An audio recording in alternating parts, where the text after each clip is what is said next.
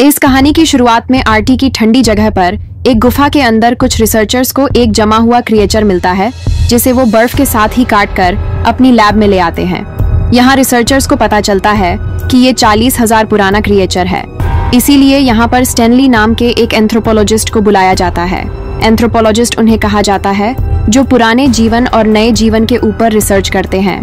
और अब जल्द ही यहाँ पर सबको पता चलता है कि बर्फ के इस टुकड़े के अंदर जो है, दरअसल वो एक इंसान है जो पिछले 40,000 सालों से बर्फ में जमा हुआ है।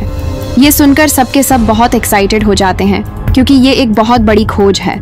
ये तय करते हैं कि ये आइसमैन की बॉडी के टुकड़े करके अलग अलग लैब में भेजेंगे, ताकि उस पर ज्यादा से ज्यादा रिसर्च हो सके।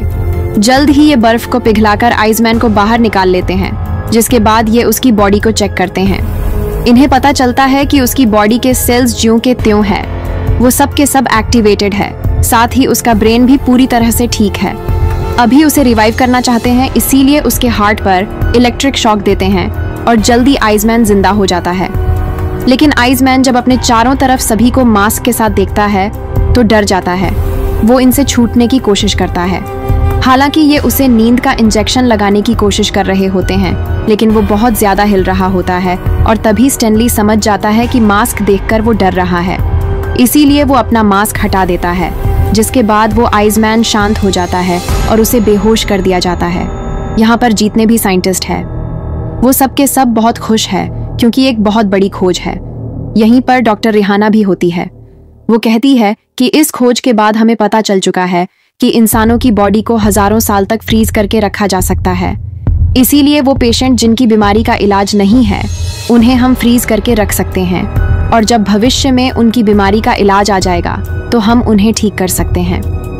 ये साइंस की मेडिकल की दुनिया में एक चमत्कारी आविष्कार होगा, और ऐसा करने के लिए इन्हें आइसमैन के ऊपर एक्सपेरिमेंट करने होंगे, रिसर्च करना होगा। उसके डीएनए को समझना होगा कि कैसे वो 40,000 सालों तक फ्रीजिंग टेम्परेचर में भी जिंदा रह सका। पर्सनली इन सब से सहमत नहीं होता। वो कहता है कि हमें आइसमैन की जीवन शैली को, उनके कल्चर को समझना होगा, ताकि हमें पता लग सके कि कैसे मुश्किल हालातों में भी उनकी बॉडी एडजस्ट हो जाती थी।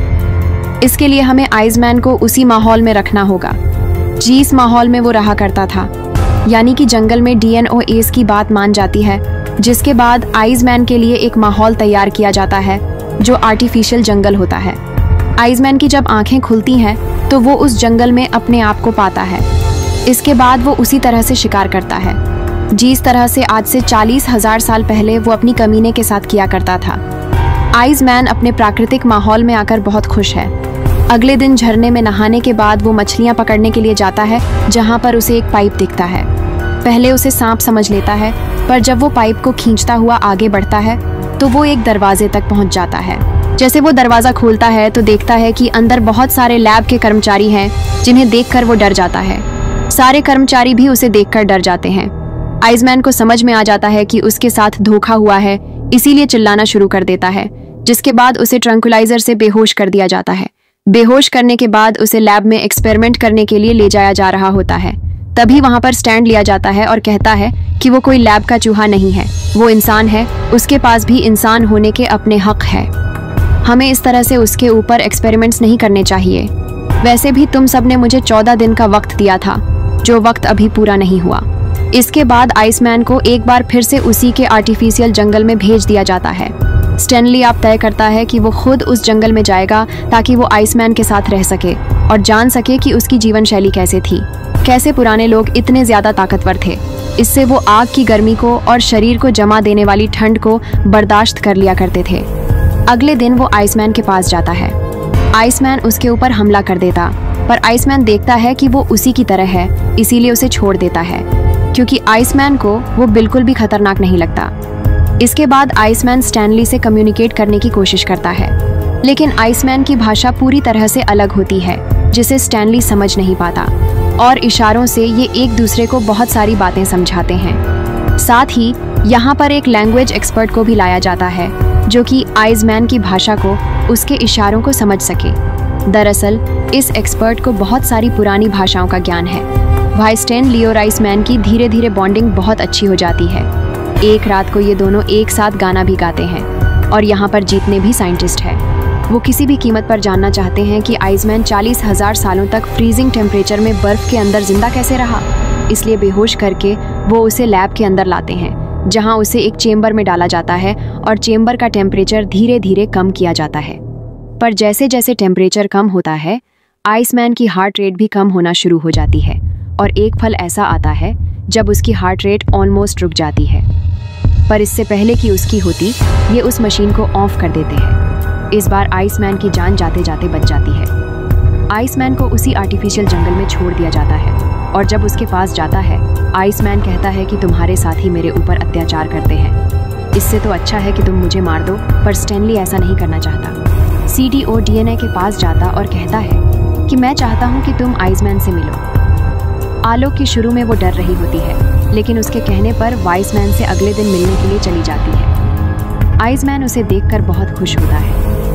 वो डीएनए के करीब जाने की कोशिश करता है, लेकिन स्टैनली उसे समझा देता है कि डीएनए मेरी गर्लफ्रेंड है। और अब आइसमैन लकड़ी से जमीन पर एक पक्षी का चित्र ड्रॉ करता है और वैसे ही पक्षी का टैटू उसकी चेस्ट पर भी होता है।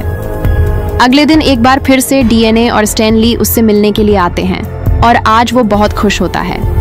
वो जमीन पर लकड़ी से एक बार फिर से एक लड़की का और 2 बच्चों का चित्र बनाता है, जिससे समझ जाते हैं कि ये उसका परिवार था। और तभी आसमान में ऊपर हेलीकॉप्टर आ जाता है, जिसकी परछाई को वो ऊपर लगे हुए शेड्स से देख सकता है। ये देखकर वो बहुत ज्यादा एक्साइटेड हो जाता है, ऊपर की तरह भाग रहा होता है। उसका जोश देखकर ये दोनों के दोनों हैरान होते हैं और इस मैन बार बार अपना हाथ उठाकर एक ही शब्द बोल रहा होता है। जो होता है उसे देखकर ऐसा लगता है कि जैसे वो किसी की प्रार्थना कर रहा है।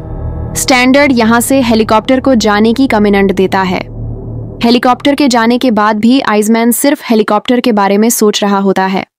स्टैनली अब जानना चाहता है कि भेड़ा का मतलब क्या है, इसलिए यहाँ के लोगों से भेड़ा का मतलब पूछता है, जिस पर उसे बताया जाता है कि ये एक मिथिकल बर्ड का नाम है, जिसे का मैसेंजर कहा जाता है, जो इंसानों को उनके कर्मों के हिसाब से स्वर्ग या नरक ले जाता है। यहाँ पर समझ जाता है कि आइसमैन हेलीकॉप्टर को वही मिथिकल बर्ड समझ रहा था, इसीलिए वो भेड़ा कहकर उसकी प्रार्थना कर रहा था। उसे ये भी समझ में आ जाता है कि अपने वक्त में, यानी कि आज से 40,000 साल पहले, आइसमैन बहुत ही स्पिरिचुअल रहा होगा और जब आइस एज की शुरुआत हुई तो वहाँ के जानवर और लोग मरने लगे, जिसके बाद आइसमैन ने अपने आप को गॉड को ऑफर किया ताकि उसके बदले गॉड उसके सभी लोगों को छोड़ दे, उसका ट्राइब बच जाए। इसीलिए गुफा में समाधि पर चला गया, जिसके बाद ठंड बढ़ने की वजह से वो वहीं पर जम गया और अगले 40,000 सालों तक बर्फ के अंदर जमा रहा और आज भी वो जिंदा है। वहीं हमें आइसमैन को दिखाया जाता है, जो हेलीकॉप्टर वाले इंसिडेंट के बाद अब स्टैनली से बात करना भी बंद कर देता है। वो अपने शरीर पर किसी तरह के चिन्ह बनाता है। दरअसल वो एक बार फिर से समाधि में जाना चाहता है, क्योंकि उसे नहीं पता कि जब आखिरी बार वो समाधि में गया था तो उसके बाद अब 40,000 साल बीत चुके हैं। अन्ना की यहाँ पर हर कोई उसकी मदद करना चाहता है, लेकिन उसकी मदद कैसे की जाए किसी को कुछ नहीं पता। स्टैनली जब उससे मिलकर जाता है तो छुपकर देख लेता है कि स्टैनली यहाँ से बाहर कैसे निकलता है, और उसके बाहर निकलने के बाद वो भी इस जगह से बाहर आ जाता है जहाँ पर वो मॉडर्न इंस्ट्रूमेंट्स को देखकर पूरी तरह से डर जाता है। तभी उसके सामने एक वैज्ञानिक आता है। घर में वो उस वैज्ञानिक को जख्मी करके इस लैब से बाहर निकल जाता है, जहाँ वो चारों तरफ बर्फ दिखता है।